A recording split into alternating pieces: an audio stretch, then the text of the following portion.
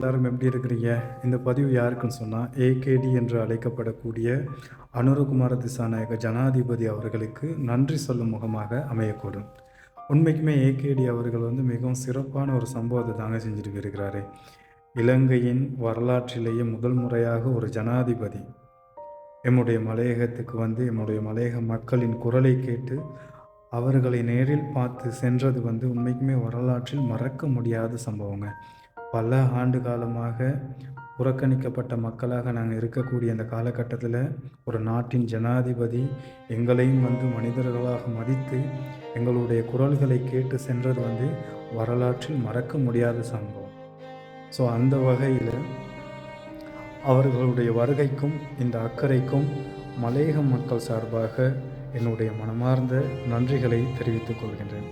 அது மட்டும் இல்லைங்க, மலையகம் என்று சொன்னாவே எங்களுக்கு ஞாபகத்துக்கு வரக்கூடியது உழைப்பு தாங்க.